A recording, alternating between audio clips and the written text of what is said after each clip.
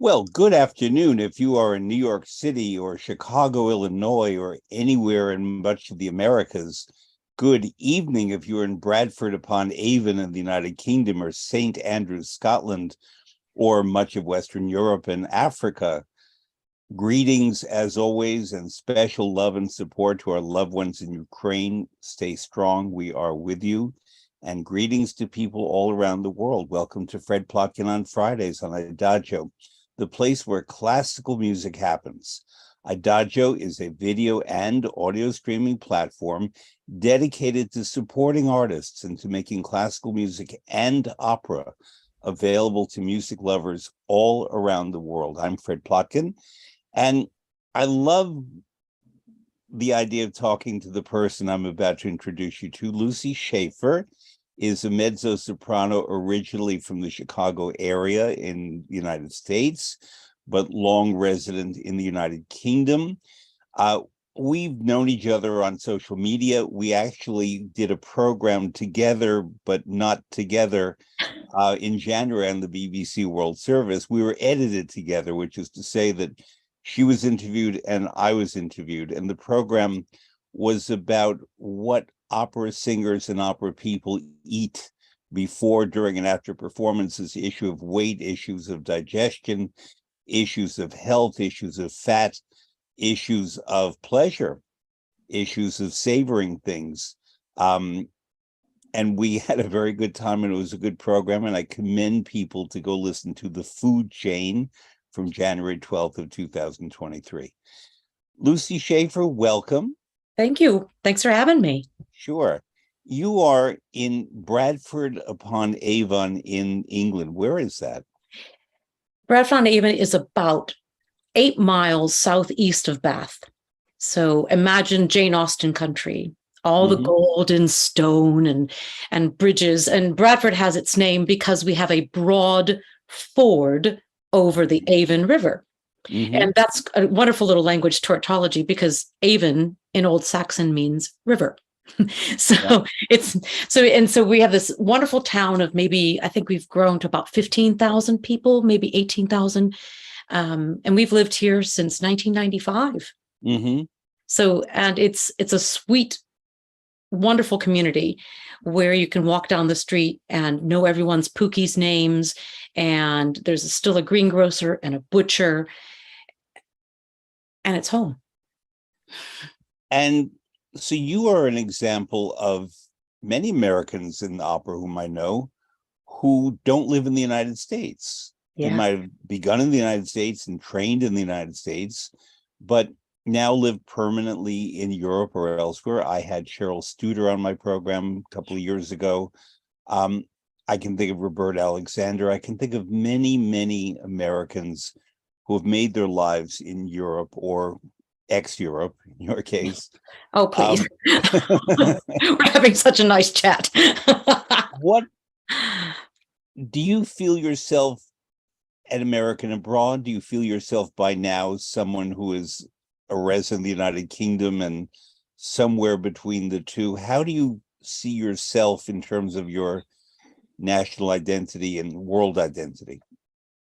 It's a really good question, Fred. I sometimes get irked when they call me the American mezzo, yet that's who I am. I've made my home here nearly 30 years. So, and I'm a British citizen. I was Fest in Germany, so I feel European as well. Explain what Fest is. I was on the roster. I was a company member in Cologne, Germany for 2 years only, but 2 phenomenal years. So there's a sense of identity with Europe. I like being a global citizen. I like thinking of us more connected to that. I mean, my sort of punch phrase that people hear me say over and over again is it's about connection. It always has been. It always will be, which is why I said yes to coming on tonight, because I like a good chat. I want to, and it's good to know somebody else. So my identity.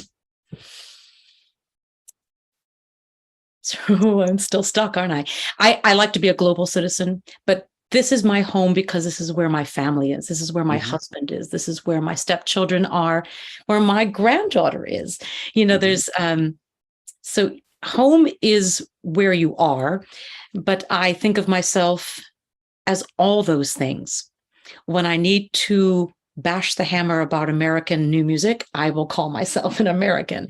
When I am here fighting for, British composers, I make it known that, come on, I'm still part of your community. And I think that's what it boils down to is you have to find your peeps. You have to find your people. And it's more about the communities we build and the connections we make. And then hopefully the difference that those connections can bring. So I'll stick to being part of the bigger group. And when you need me, I'll throw on any label you need, but I'd rather be part of the bigger picture. It's interesting you say that about finding your people, because in my view, and this is not to be different, but it's not about the people, it's about the place.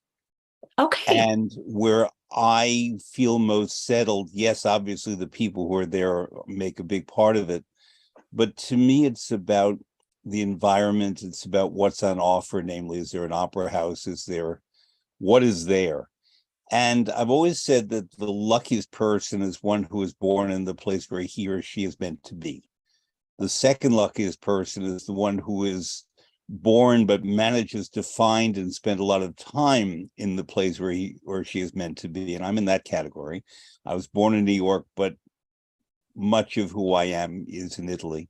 And then the less fortunate person is the one who never winds up where they're supposed to be at all, even for a moment, because we discover ourselves, in my view, through place. We can learn things about ourselves from other people, and we can learn about other people from them. But to me, it's the air, it's the environment, it's the colors, it's the sounds, is how I come most alive. That's really interesting. So there are places that are very famous and much loved that do nothing for me. And then there are places that other people tend to disregard where I feel absolutely blissful. And the little town that I often live in Italy, and I always keep that name anonymous, is just a wonderful place for me. My favorite city is Bologna, and I've spent a great deal of time in Bologna. The food is marvelous. The people are marvelous. It's a great opera house. It's the oldest university in the world. I studied there. Mozart and Rossini studied there. It's a fascinating, energetic place. Visually, it's not my favorite. It's a pretty town because of the way the streets turn. Yeah. So that your views are often blocked. I happen to like cities with endless vistas. So New York City, Manhattan, at least for me, is that because I can look down an avenue to almost infinity. Torino in Italy does that with similar grand boulevards where I can see to infinity and love that.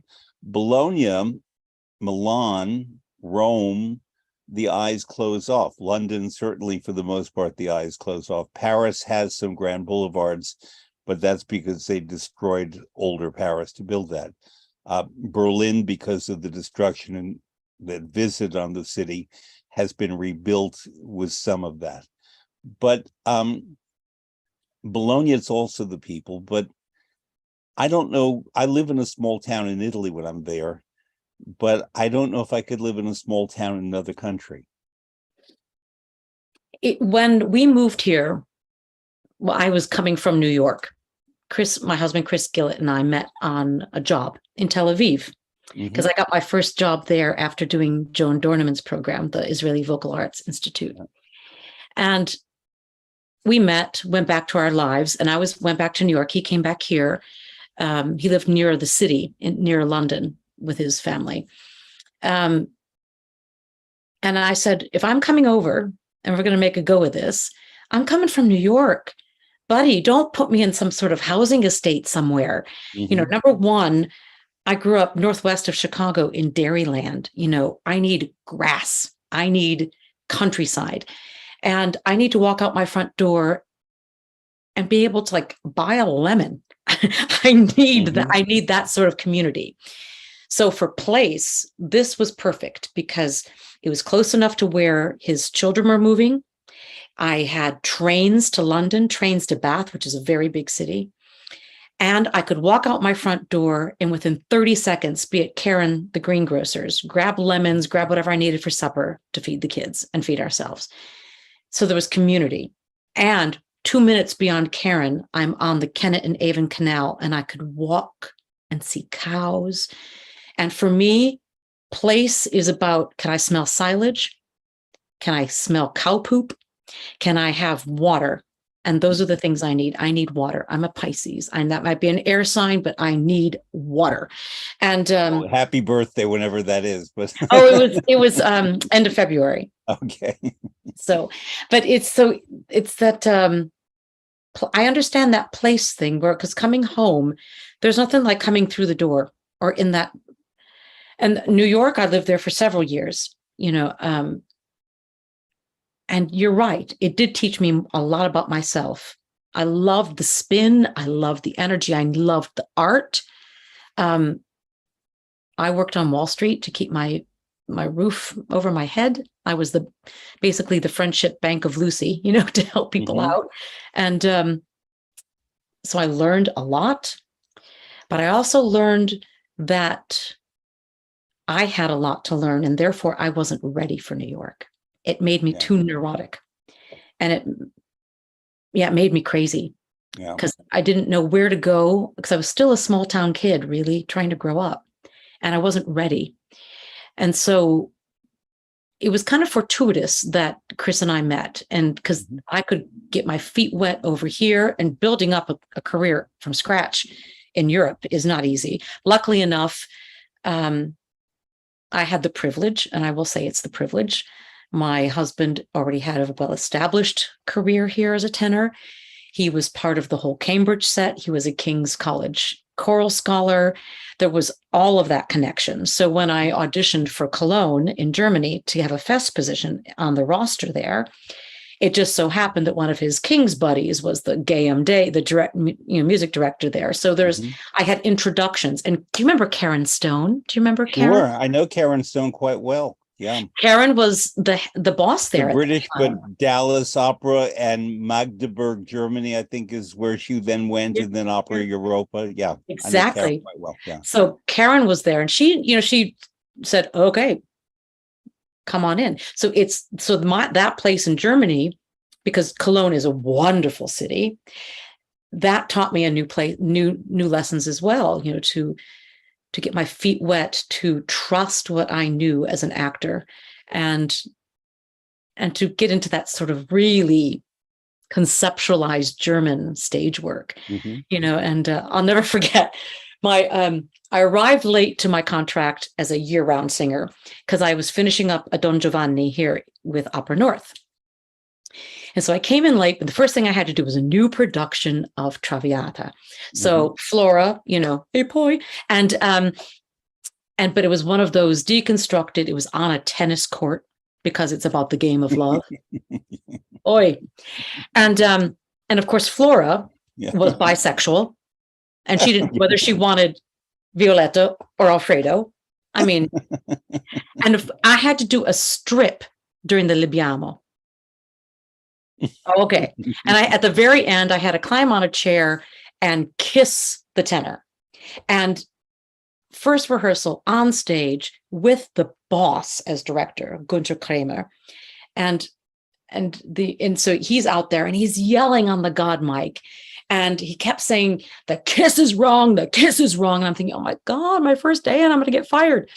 And so me being me, I went downstage, front lights in English, and said, Gunther, soft and sexy, hot or hard? What do you want? Soft, hard. And the head sort of the studio, studio Leitung is in the pit, the head of music. Yeah. And he's looking at me like he's about to kill me. And Gunther starts laughing, goes, Lucy, hot and hard is always the best. I said, got it. Thank you. So that poor tenor never saw it coming.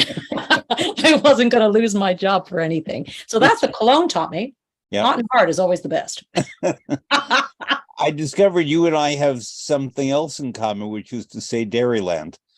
Really? Because I'm a New Yorker, but when I was a teenager, before I finished high school, long story short, had the chance to work at the Lyric Opera of Chicago. And that was the first opera company I worked at when I was 16 and 17. And then went to the University of Wisconsin at Madison, America's Dairyland, and did that in part. They had wonderful programs, and I'm glad I went because it was a 3-hour bus trip to Chicago. And every Thursday afternoon, I would come to Chicago, sleep on a sofa bed on Wacker Drive at the Lyric Opera, and basically work there as an intern and a protege and so on Fridays and Saturdays, and go back to Madison Sunday afternoon. And I also wanted to be on the school newspaper, the Daily Cardinal in Madison. And what would you like to be? The editor said, I'd like to be an arts reporter, the arts editor. And they didn't really have that too much. They had it, but no one really asked to be the arts reporter. And she said, well, you're going to have to learn some hard reporting. And here's the story you have to go out on.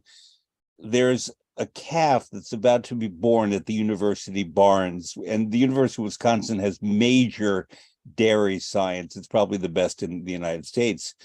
And you need to go and cover the birth. And it was expected to be one of the largest calves ever born in captivity. I'm from Manhattan. I never attended the birth of a calf. And long story short, the mother cow suffered a lot and groaned a lot. Everything was fine. But I fainted in the from the heat. And, the headlines in the Capital Times and so on said, reporter faints as large calf is born at University Barns. And that's how I became the arts editor of the Daily Cardinal. But Madison had and has wonderful cheese making and ice cream, fantastic, and dairy science. And in my food person, which was already present and only grew, I took that very seriously. And I started learning about nutritional science and water and cattle feed and so on. And although I'm a city kid, I really did do a lot of agriculture at the University of Wisconsin and then in Italy. And I'm very glad I did, because the university has a related program in Cremona in northern Italy, which is the biggest dairying town in Italy for cows. And it's also where Monteverdi is from, where the strings are from. So I spent a lot of time in Cremona, yes, with the cows, but also with the violins and the strings and learning about Monteverdi and Ponchielli. And it's interesting how these two things connect. And that's how you and I met formally on a food program. So I knew even before the program that you prepare a lot of food. You are a performer, a producer, and a purveyor of jam. Yes. Did you make jam back home in Illinois, or is this something that began in the UK? We had a fence that separated our driveway from our neighbors. And there was an arrangement that was made years before I was even born, because I'm a post-Vatican II baby. And parents went back to the church. Hello. And so our neighbors grew Concord jam, grapes. And so there was always a time during the year where Mom and Mrs. Burroughs would get together and they would harvest the grapes and grape jam would be made. My eldest sister married the local dairy farmer in Barrington Hills. And there was an enormous, like the size of a football field, garden. And her mother-in-law, it was her baby, that garden. But I was always brought in to shuck the corn, and we boil it and freeze it. There was pickles being done. There was always a vat in the basement, with fermenting pickles. So there was that sense of eating from the land. In fact, I can still remember there was a Sesame Street series about going to grandma's and eating tomatoes and stuff out of grandma's garden. And those sort of images were part of my childhood. And I believe in chop therapy. I think there's something healing about the preparation of food. And yes, it's nurturing in its entity, but there's something about the making I think that's why us in the arts, we makers like to make things. And so I love foraging, be it mushrooms, be it fresh fruit, be it hedgerows, finding out. I make a mean hawthorn ketchup, from the hawthorn berries, Yeah. which is amazing with sweet potato fries, just got to say. But the one thing that I do make, where did I put it? I have jars everywhere here for you, is my wild plum jam. Now And we're going to get to wild plum arts in a bit. No, but this is the wild plum jam. No, I understand, but I do want to talk about wild plum arts as well. Okay. But talk about, I mean, all right, we're going to get deep into the hedges here of jams and jellies and so on. They're different in different nations. It's not just about the fruit, it's about the preference for how the jams are made. So that I'm a big fan, first, of Austrian jam, I would say, is first, French, the best French jam, second, Italian third, but especially the citrus jams. I love like bergamot. Exactly. I love British marmalades when they are bitter, not sour. I don't like them too sweet. In certain European countries, not the US, they have to list the fruit percentage and the sugar percentage on the label. And I tend to buy as much fruit and less sugar as possible for all kinds of reasons. I don't like the sweet taste. I like the forward taste of fruit. I use fruit jams and preserves in a lot of my cookery, and not just to have on bread in the morning. It winds up in meat. It winds up everywhere because it is my fruit essence if I don't necessarily have the fruit. And therefore, I don't want it very sweet. In the UK, I mean, for example, I love Scandinavia, love it, love it, love it. But there's something gelatinous about their jams that doesn't do it for me. Even if the fruit is delicious. Swedish strawberries are beautiful, as are Finnish strawberries. I don't like their jams. Where do you land, and what's your approach to making jams and jellies, which is serious stuff here? Yeah, the one thing that we do in the States that we don't do in Europe is high pressure cooking the jars afterwards for sterilization. That doesn't happen in Europe. In fact, I went to a jam course once with someone who was very hoity-toity about her jam, and she definitely looked down her nose at me because in her view, that degrades the quality of the fruit because you're just pressurizing it one more time. She was of the opinion, and I sort of am as well, that when you find the balance of the fruit to sugar, usually I go a little less than equal because that's how it preserves. And I'm definitely a throw it on the shelves in the pantry sort of person. I don't like using pectin. And I find that's where I separate myself from the French, because they always, and there are several here as well in the UK, prefer the preserving sugar that has the pectin in it. I find it adds a tartness and an edge that negates the warmth of a fruit, especially like a plum or a strawberry.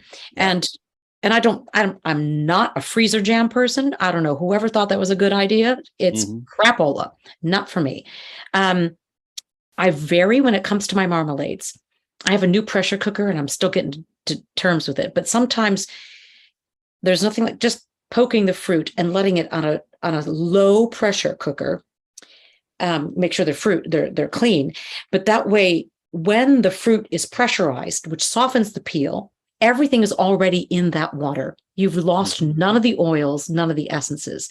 And therefore you can reduce your sugar a bit, because then you get that nice tang and that bitterness you're talking about, and not the sourness. It's the overcooking, and also just determining which kind of sugar you're going to use. Are you a marmalade person that wants to use Demerara, where you get that darker hue and that richer molasses taste? Not everyone likes that. I definitely always has to be cane sugar. Beet sugar does not give you the set nor the quality of long lasting in the jar.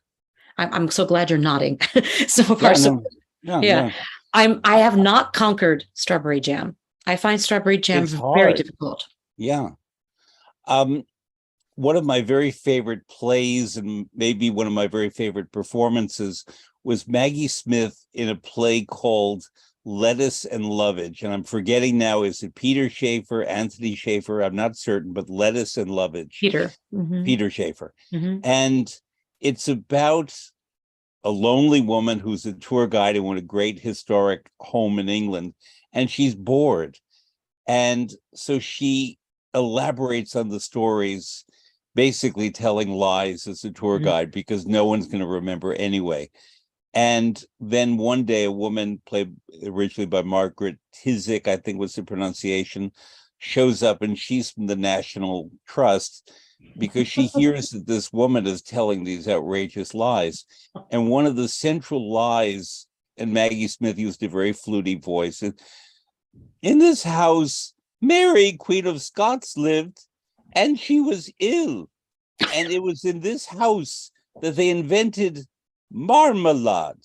Marmalade, because she was French, and they said, Marie est malade. Marie est malade. And so they invented marmalade, and this is how Mary, Queen of Scots, regained her health. That's ridiculously wonderful. And she told the story 3 times to different tour groups, and every time it became much more expanded. And she was on her deathbed, and they had to use leeches and just on and on. But then it was the marmalade that saved her. And this is how marmalade came to England. Oh, excuse me, to the United Kingdom. How funny is that? It's one of the, and so whenever I have marmalade, I can't help but think of Maggie Smith touting this as the thing that saved Mary, Queen of Scots. Isn't it? Doesn't it? It came via Spain, though, did it not? Yes. Yes, I mean, because Seville oranges, yeah. Yeah, exactly. Yeah. So, and I remember reading something about the whole sort of, and it had to do with the spice route and everything else. But Mhm. yeah. So I have friends in the UK, my friend Caroline in Oxford, my friend Nigel just outside of London, who every year make all kinds of jams and marmalades throughout the year. And Caroline has access to plums, apparently, and makes a lot of those. And Nigel is a wonderful chef and finds Seville oranges and is making them now, I believe. And it's quite the tradition. Yes. And we're going to get back to this thing of you're an opera singer. I have found that if I'm having a little voice trouble, and I'm not a singer, but I'm a speaker and a lecturer and broadcaster, that I will heat some water and stir in some marmalade, either lemon or orange or something, and heat it. And that tends to revive the throat and the voice in a very quick way. Interesting. And I don't know if it would work with plum and things like that, but the No. citrus family, it Yes. works very well. So a number of years ago, I was pre-pandemic on a very long tour in which I was speaking, broadcasting, coaching, doing a lot of public appearances in different cities all around Europe, from St. Petersburg to Barcelona to Milan to London and so forth. And in St. Petersburg, the voice gave out, not because I was not taking care of it, but because I was on the stage of the Mariinsky and they had just had a rehearsal of the ballet, and they used some kind of special effect, smoke, whatever, for, I don't know if it was Giselle, and whatever was in that in Russia, they're not as careful on their standards. And my voice just went, and the stage, I said to the stage manager the way I could, he said, yeah, that happened last week too. So I had to do a narration, and I somehow got through it. I don't like to use steroids or anything, but then I called my voice doctor in New York, and he said, you're going to have to find yourself a steroid. And I decided I'm not doing it in Russia. My next stop was Helsinki. I did. Though I bet you in Russia they have pretty good steroids. I'm sure, if I want to be an Olympic athlete. But no, so I waited for Helsinki and I got treatment there. Yeah. But it's a major challenge. It is. And I'm not a singer. For singers, it's many times more than it is for me. If you're on the road, if you are in environments that are dusty, or the costumes have been sprayed with, there are any number of things that can affect the voice and has nothing to do with your health. They're external factors. Yeah. What are your secrets? What do you do? Well, I suppose educating a crew not to use things that are irritants. And the minute you see smoke on the stage, you have to ask whether or not it's water-based or oil-based. That's what I learned in Russia. Yeah. Oh my gosh. And in fact, I just got a contract the other day because they must use the productions existing that in my contract, it says exactly the kind of smoke they'll be using. So we can hold them accountable. As far as taking care of myself, the hydration factor is always the first thing everyone talks about. Everyone is into nebulizing these days, doing a nebulizer. I sometimes think old-fashioned steam is sometimes even better. It just depends on how you react. Shutting up is also good, but it's hard. There are some, I use some nasal sprays during allergy season, but you have to be so careful that you don't over dry. I'm a woman of a certain age, and dehydration is immediate. It's crazy how it's different as you get older. There are things I love about getting older, and there are things that I just think, come on, you're making life harder. I don't think there's any secret. That's the problem. Because if we did, we wouldn't be neurotic messes. And we all have our fears about what that happens. And even germs now, we all are still freaking out about viruses. I mean, I was working in the States in the autumn and caught something that was non-COVID and just could not shake it.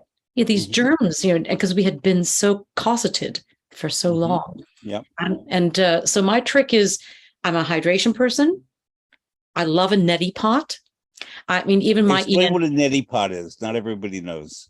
It's like a little teapot, but it's an Ayurvedic, an Indian medicine teapot, in which you have a very light saline solution that's warm, that you pour into one side of your nose and let come out the other side, and then you gently blow into your sink through both nasal passages, and then you do the other side. And it's in the Ayurvedic medicine, it's sun and moon energy and relax, but it's also very good for cleaning the whole nasal membrane. So the cilia will, inside all your little hole, your hairs in there, they will hang on to all the ickies. And even Western science now talks about how important it is, just clean it out, blow it out. And it helps to loosen any of the gunk that's up there. And anyone who's ever dealt with any singers, we can tell you exactly the shade of our mucus in our nose at any time of the day. Gunk is a wonderful operatic word. I didn't know it until I went to work in opera. What's that? Gunk. Gunk, yes. The stuff that accumulates in the nasal passages and the lungs. Yep. Schleim is what we call it in Germany, And but it's so steam or nebulizing, neti pot, and sometimes there's nothing like a good gargle, a gentle gargle. With salt or with what? Sometimes definitely a saline of some sort, but good salt. Sometimes a bit of bicarb in there to help with the pH if you're having some funkiness. Because if you do too much salt, you can actually dehydrate yourself, and then you get yourself into a whole other pickle. And because we will go the over extreme, because that's the kind of personalities we are. But these are just basic natural things. I try my damnedest to stay away from steroids, just like you. Yeah. But occasionally I will use a nasal spray to help take inflammation down during allergy season. May, June here in England can be a nightmare regarding pollen. And especially that's when that extra heat wave comes through, and then it's blowing, and or if the sands blow in from North Africa, then we really get talking about finding the place where we belong. And I've noticed that when I travel for work, sometimes people locally are allergic to whatever is around them, but I, as an outsider, don't have those allergies. So I had to work 15 years ago at the Austin Lyric Opera in Austin, Texas. Lovely city. Yep. I did my but master's there. Yeah. okay, it was planted by the first lady, Lady Bird Johnson. So it's full of all kinds of dogwood and other flowers, which everyone locally is completely allergic to and sick and hacking and wheezing. I, as an outsider, showed up there and didn't have those allergies. It Mm-hmm. was springtime, it was dialogues of the Carmelites. And I had to, I'm obviously was not singing a nun in the opera, I was not singing at all, but I was involved in the production and coaching and so on. And I had to pick up the load for a lot of other people who were wheezing and couldn't breathe. Mm-hmm. And it was very instructive to me, whereas I live near Central Park in New York, and I completely experience allergies to everything that blooms in Central Park. But I can go to another place and don't have that. In my contracts, one of the things I insist on, if I'll be in a hotel that they're providing, is that it have windows that open rather than air conditioning. Amen. And in the United States, it's not that easy. If you go to Florida, Texas, Nevada, southern parts of the country where the buildings have been built with air conditioning, it's very dry, it's full of junk in the enclosed air, and I can't do that. No. And I once had to work in Las Vegas, and they had to find me one room in a hotel that had a window that opened, and it was the only room in the hotel. And if we're not healthy, we can't perform. Yep. And so that really is a problem. And I'm mentioning all of this because you're very eloquent on these topics. And I think that most people don't know what singers, speakers, actors, performers, broadcasters go through in just the act of getting to the stage, never mind learning the repertory, makeup, costumes. Do I kiss hard? Do I kiss soft? All that stuff is, on top of it. Yeah. I agree. I don't like rooms that don't have windows that open. I just, and it's not about being claustrophobic or anything crazy like that. It's about, well, maybe it's about control. And there are so many things that are out of our control that if there's something we can control that, and I don't like things blowing on me, No. in Germany, es zieht, I just can't cope with that. And because why? We dry out. And, our vocal cords are the very first thing to dehydrate in the body because our system is set up to say, no, I'd rather hydrate my organs than those two little things in the throat. So it's the first thing to go and the last thing to return. So if, I think we talked about this on the food program as well. Yeah. And so if it's blowing, if I can control that blow, that how it's coming in, and aircon is nothing but taking the moisture out. Right. It's drying. Yeah. It is. And at least I suppose that's why I'm sometimes very happy in my house. It's old. We don't even know how old it is, at least 250 or so. Yeah. And because there's a house across the way that's 16 something, and it's who knows, and it's two old cottages back to back. And so we don't even have screens, Fred. We just open the window. Yeah. And it's not that we don't have bugs or mosquitoes, because we do.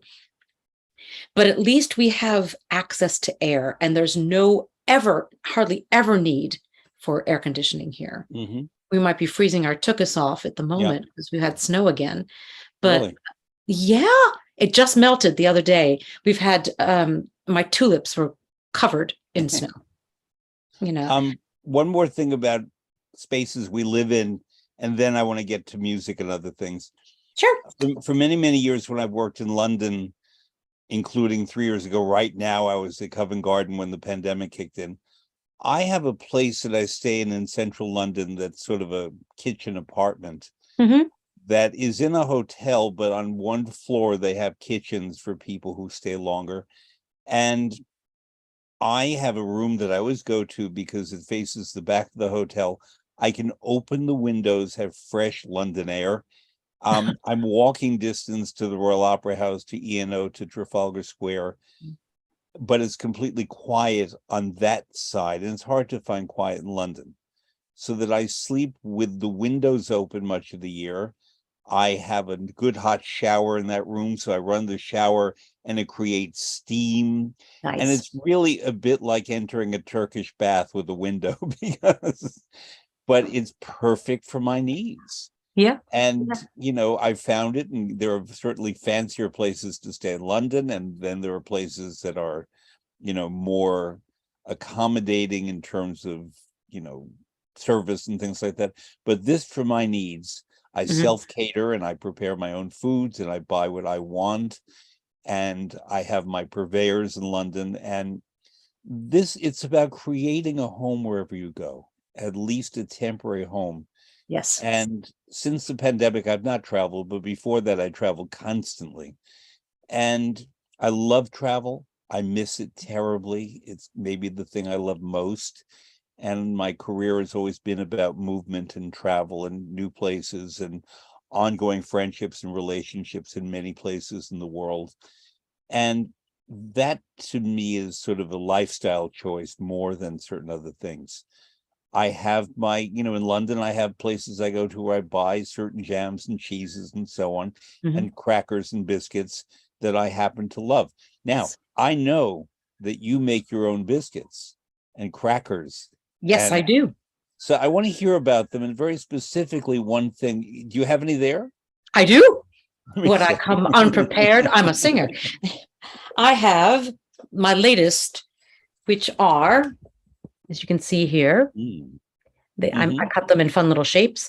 They're Yeah. using rye flour and then pumpkin, sesame. No, what did I put in this one? Sorry, I have to look. Pumpkin, flaxseed, sesame seed, and then topped with nigella, Uh-huh. which is an onion seed, Right. and Yes. and then just water and salt. That's it. No, nothing else but that. So there's And no wheat flour, and therefore people who have wheat issues don't have that problem. exactly. And this is a recipe that I also use when I'm dealing with people who are celiac as well. And I use gram flour, chickpea flour, and Hmm. it works just as well. And sometimes I add a little bit of chili, but I don't want to do anything too funky because then you are going to interrupt the flavor of the cheese. And but this with a nice hard goat or something is just Hmm. my cup of tea for lunchtime stuff. And it's great because I can control, another word again, what goes in my body. I don't have to worry about extra fats. And once again, it's chop therapy. I can cut them in funky little shapes. I can decide to put extra salt or even things like za'atar or whatever I want on Hmm. top of things, and just have fun and be creative. And when pumpkin seeds get too expensive, you just use sesame or use something else, or just good old fashioned, sunflower seeds the whole way. So you're, But I want to get to the nitty gritty on this. There are yeah. many people I cook for professionally, personally, and so on, and I take care of them. And seeds do not, they're very healthful. They're full of nutrients we want, but not everyone can digest them. And some people, Oh, there are troubles in the throat. For many people, it's further down.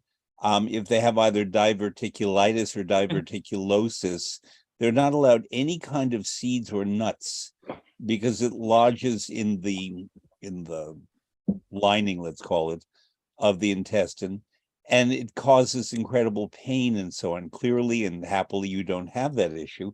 But no, I would think that for many singers, seeds in general, seeds take 9 hours to digest. So they stay there longer on the way down and out than do tomatoes, let's say.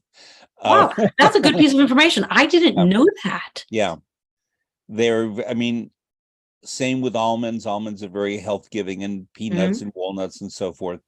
But if people have those issues, then I would give them an almond butter, peanut butter, cashew butter, and so forth, because of the digestive issue.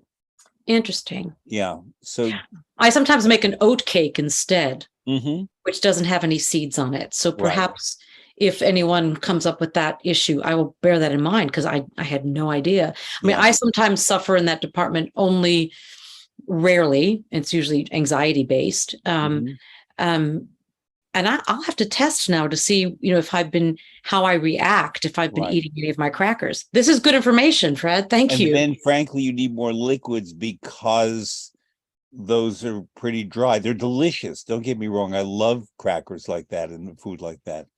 Um, I in Ireland buy a certain kind of, and I just bought them by mail here the other day, a certain kind of brown bread cracker that goes beautifully with a lot of Irish cheeses. I buy malt crackers at the shop in London that are delicious with other kinds of cheeses. And when I'm in London, when I was a student in London many years ago and couldn't afford anything, I lived on apples, cheese, and crackers and tea for Yeah. years. And it became my British diet, so to speak. And it's still quite wonderful. The cheeses are sublime in the UK. Sublime. And there are new makers all the time, Yeah. especially out here in the West Country where I am. Right. Some of it, I mean, you can the hard cheeses as well, not just the soft ones, just glorious. Yeah. So tell me. You're an opera singer. I am. And a damn good one. Well, that's kind of you to say. Very kind. I've heard you.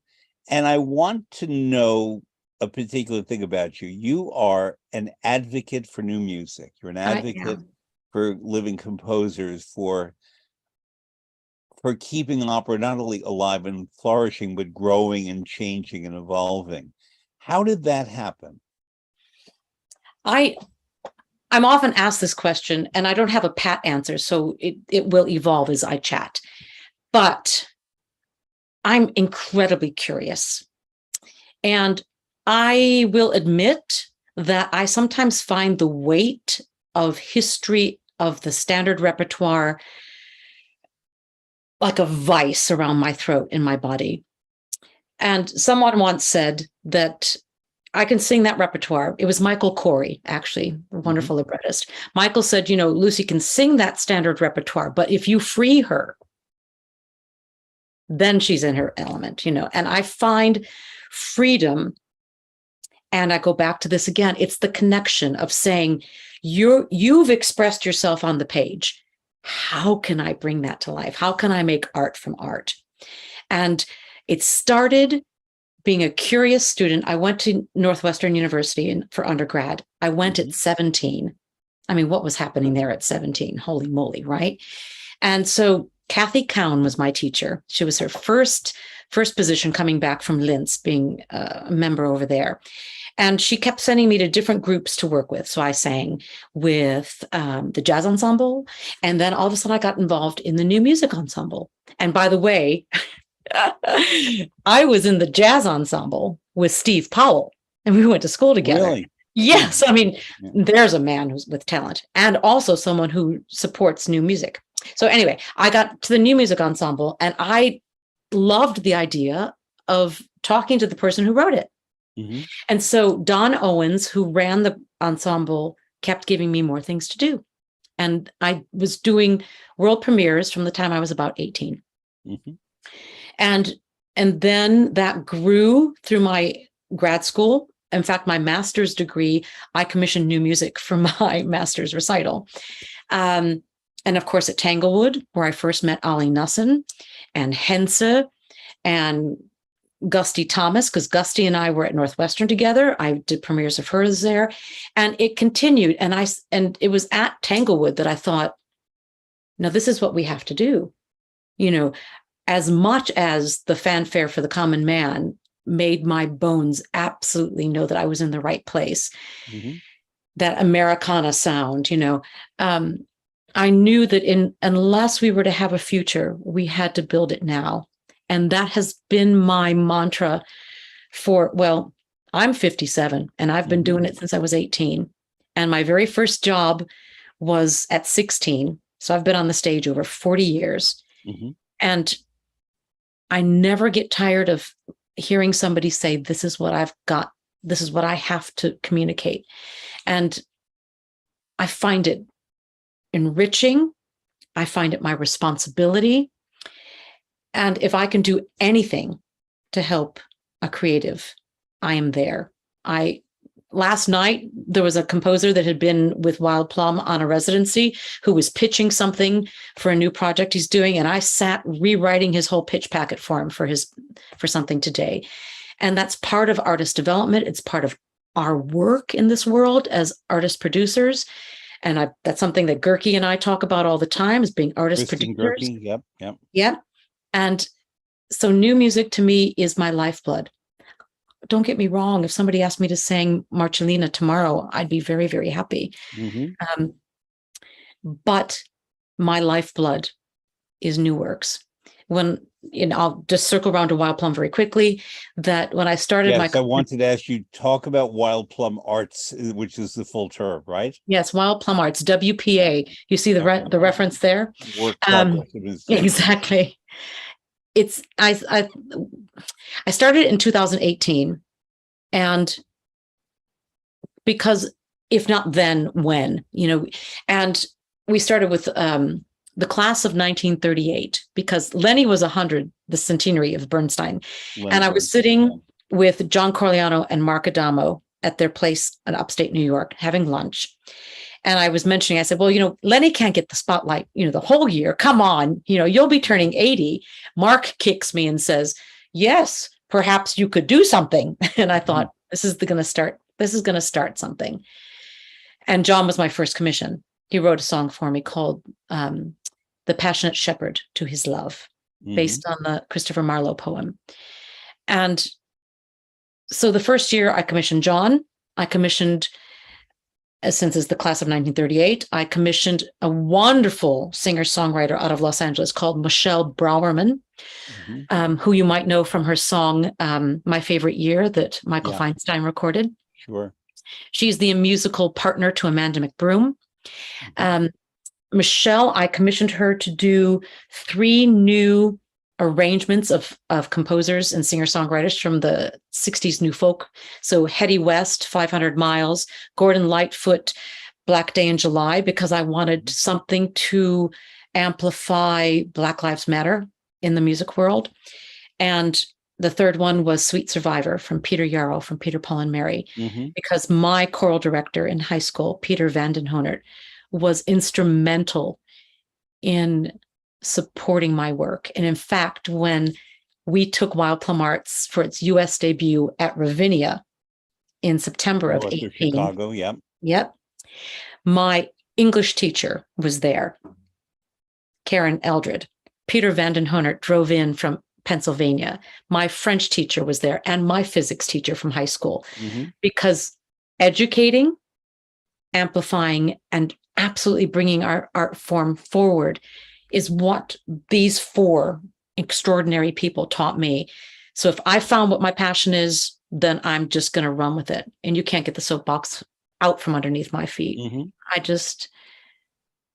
It's hard because sometimes people write things that you think, what the bloody hell are you thinking?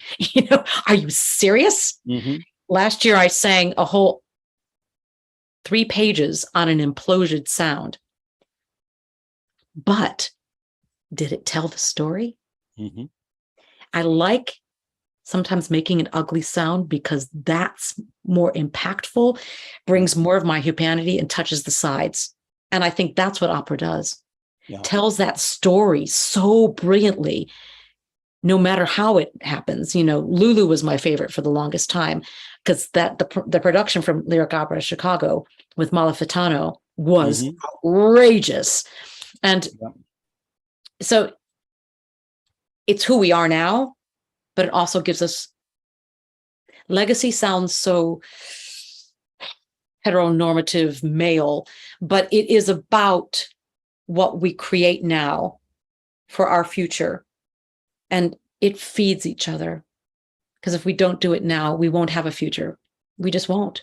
Do you think, and this applies to all creation, whether I'm writing a book, whether I'm inventing a new recipe, whether I would be trying to create a new play, opera, song, whatever, that a creator needs to focus on the future, or whether the act of creation has to come under other circumstances? I think it's individual, but I really love when work reflects, you have to make it personal. I learned that. I studied acting in Paris with Jack Garfein, and the old actor's studio method. And you have to make it personal. So if you tell the stories of today, and wonderful playwright Mark Ravenhill always talks about, presenting it, turning it, and subverting it and amplifying it and doing something more. And so maybe that's what it's about, telling something from before and from our own perspective now that has life, or some things are just about the now. There's a whole sort of narrative, virtual, or not virtual, literal sort of recreation of conversations, that like Dennis and Katya that Phil Venables and Ted Huffman did for Philadelphia. Which was wonderful. Yeah. I saw that there, yeah. Yeah. And so there are, those verbatim, that's what it's called, verbatim pieces. And so maybe it's about now, maybe it's about reflecting, but it's always going to be from the perspective of the person who's writing it. Because if you don't let it come through you from your own personal perspective, you're only going to be imitating something and nothing will ever touch the sides that way. It will never be authentic. So you have to be brave. So here's a very big and global question that we're going to pare down to, let's say, the United Kingdom and the United States. Okay. The role of government in supporting, encouraging the arts, or perhaps suppressing the arts. Right now, in the United States, we have certain states of our country that are trying to ban all kinds of things, whether it's education, whether it's drag, which is as old as the Greeks in terms of Greek theater. It varies from state to state. Yeah. And it's all about, in my view, about control, about suppression of freedom of speech and expression. From what I'm gleaning in the UK, it's different. It's put in terms of budgetary rather than morality. What is going on there? I'm trying not to swear live on, but it's an absolute shitstorm, to be quite honest. I find one perspective is there's no institutional memory to understand the value of some of the organizations that are being axed and, eviscerated with their funding. So therefore, how do you teach that? And that's about education, one of the other parts of what I was just talking about. What's going on is I worry that the bigger picture is this government is trying to undermine not only the NHS, but the BBC in order to sell them. That's my opinion. We could go deeply into that, but that's one of my opinions. And NHS being National Health Service. That's correct. Yeah. They think that what you guys have in the States is wonderful because people can make money from it. Yeah, right. And look at the trouble. So wonderful organizations that have been going on for years are just being eviscerated and their funding is gone. National portfolio organizations who have been going, like Safa Ensemble or the Britain Symphonia, and only recently the BBC Singers has been cut completely. And yes, we have to make cuts and we have to be fiscally responsible. Yet, I say to you, if we bring in over 110 billion to the national GDP, if you invested in us, my God, what we could do. Hotels, restaurants, we know this. I don't know why they're ignoring it. That's my concern. And we're fighting like mad, but I also feel that they've waited till after all the pandemic to completely eviscerate us when we're the least resilient, the least agile, which are two words that they keep throwing at us. We don't have the same tax system regarding donations and private donations to the arts here. So therefore, the tax system would need to change. Could you imagine? That's huge. Yeah.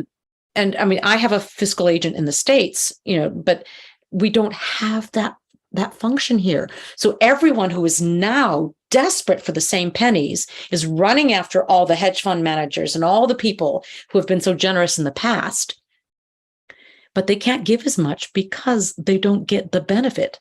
Mm-hmm. So the whole system needs a rejig. I don't know what's going to happen. I know that from the fires of destruction, a phoenix will rise, and Lord knows that there are plenty of us who will fight the fight. But then sometimes there are distractions. So we have to make sure we stay focused. But right now, everyone's fighting for survival. And that's the scary part, because the people who cause the chaos can just stand back and say, look, they don't know what they're doing. Yeah. Because we don't have an Opera America here. We have Opera UK, but it's nascent. So there are Opera America being a service organization in the United States that helps support opera companies through knowledge and guidance that's headed by a fellow named Mark Skorka, who I know well, that most American companies are members of Opera America, but it in turn will try to help them improve their operations economically and so forth, so that they can do new works. And it's a good organization. Yeah. In a way, it's an advocacy, and it's a funnel. It's a siphon for funding for all sorts of information. And it can be a unifying voice in advocacy, where we have this is what we did during lockdown. I lived on Zoom like everybody else and joined different leadership groups, and did education, all that sort of thing. And we all talked about the changes we wanted. And then the minute we got back, we went back to the same old, same old. And now when changes have to come into play because things are different and we need to find ways, no one's being inventive. No one's really, everyone thinks it has to be product-based. It's myopia. And we're forgetting the artistic process and the benefit of that process that will lead to a product that will therefore feed the industry and then feed the GDP. And everyone's forgetting that step. They just want product. And that frightens me. And how do you, within this mix, and I agree with you entirely, when I find myself defending the values that you defend, someone will introduce the word elite or elitism, and I go back to the explanation that opera and most of the arts are not elitist. They're of the people. Opera is a popular art form. Opera has been a revolutionary art form, not just in terms of politics, but in terms of engineering, technology, the use of lights, first in Germany, then London, then Milan, in terms of electricity. All and the recording industry, radio, began with opera, really. And opera is sort of, I see, as the mother of motion pictures. Sure. How one led to the next in terms of narrative, in terms of music and so forth. And yet people who are ignorant tend to say, well, it's elitist, it's for the few, it's for the rich, it's for whatever. It's just not. And I don't find that other pursuits in life are deemed elitist. If you go to medical school, that's not elitist. If you go to law school, that's not elitist. But somehow the arts, when the chips are down, are described as being not essential. And I see them as essential as every other aspect of life. Well, we found out that during the pandemic. Could anyone have lived without music, without plays plays, movies, the arts was sustenance for everyone. We would have gone bananas without them. Elitist, you wouldn't say that as a derogatory term to Novak Djokovic. No, you're right. Or Federer, or Serena Williams. That's qualified as elite sports. Is that because they can sell it? I don't know. Our background, being sponsored by people with money, has not always done us any optics favors. And we sometimes in the States as well, the commoditization of the artist, $10,000 to sit with blah blah on opening night. Yeah, well, that doesn't do us any favors either. It might raise some money, but I'm not your pocket change. I'm a person. Or the terrible things I have witnessed as auctions of young artists to sing things, and how that leads to some really nasty situations regarding artists of color. So it's hard when we come back to, World War I stopped that aristocracy from being our funders. So we were telling their stories sometimes and then trying to subvert them.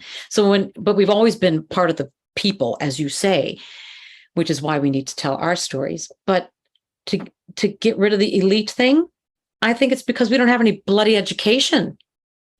And sometimes we have pandered to pretty dresses and loud voices, and we've forgotten to tell the human story.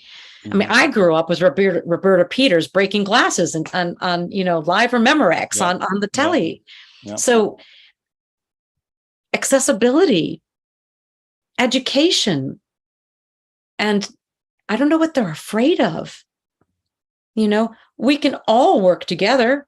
And I mean, look at how it's mind-boggling. Elite is not a dirty word. Educated is good. Educated is good. And radio. My father was part of the team that brought FM stereo radio to Chicago. And the first things they played, their first stereo radio performance, Rosenkavalier Suite and Rodgers and Hammerstein. We can all play together. We have in New York City WNYC, which was founded by New York City, I think in 2 years or maybe in 1 year now, 24, it will be the centennial of WNYC.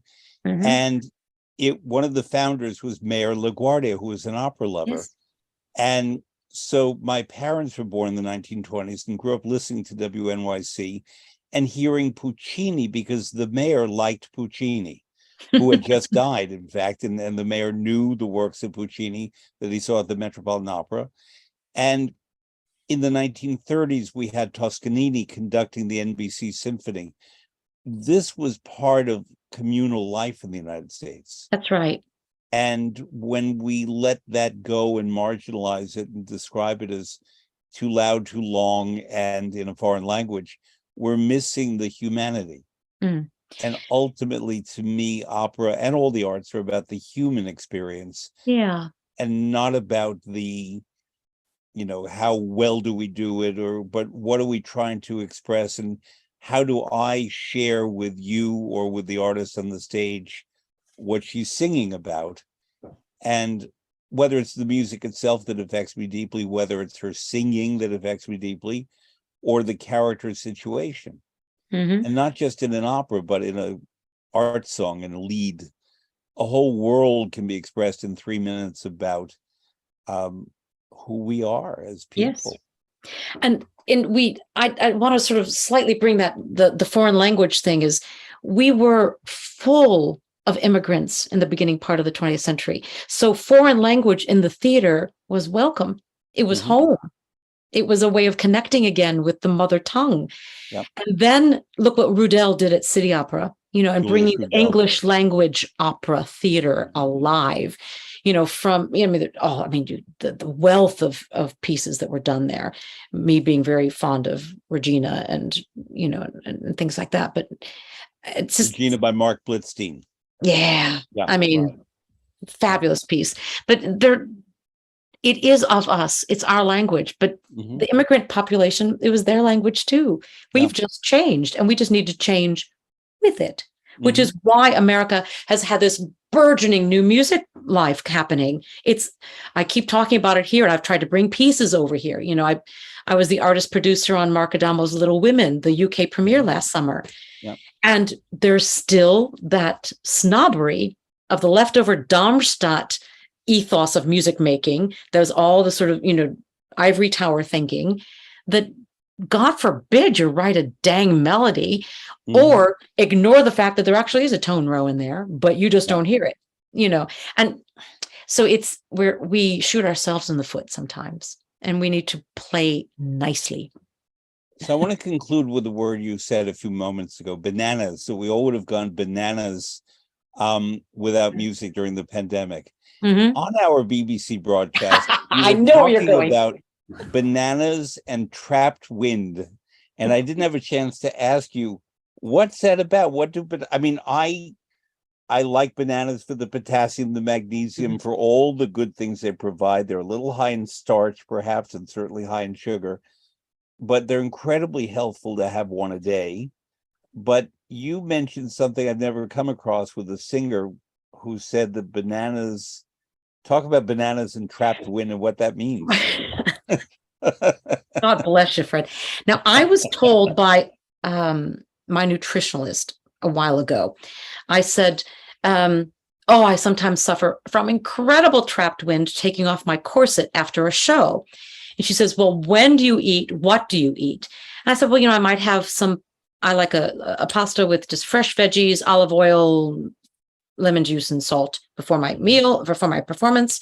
And then in the half, I might have a hard-boiled egg or a banana. And she went, wait, banana on top of the pasta. I'm like, yeah, she goes, nope, that's what caused the wind. That's true. Starch, yeah. Which the starch converts to sugar. Now I get it. Okay, it was the pasta before. It's the pasta before. There we go. Okay. Yep. So the bananas are great. Yeah. Just don't eat your pasta before, because otherwise, I never. Now I get it. What's going on there? Yeah. Lucy Schaufer, this has been a wonderful conversation. We could go on for another hour. We could, and maybe at some other point we will, and better in person. Oh, wouldn't that be nice? I'll cook the pasta, you bring the jams, and we'll get some cow's milk cheese from the UK. Oh, I'll bring some over. Just don't tell immigration, you know. No, I'll come over to you. Oh, there you go. You're more than welcome. Thank you. Thank you so much for having me. Lucy, thank you very much. And I want my listeners to keep track of what you're up to. Is there a website? It's wildplumarts.org. Yes, .uk. And also all my recordings are on Adagio as well. So you can also listen to me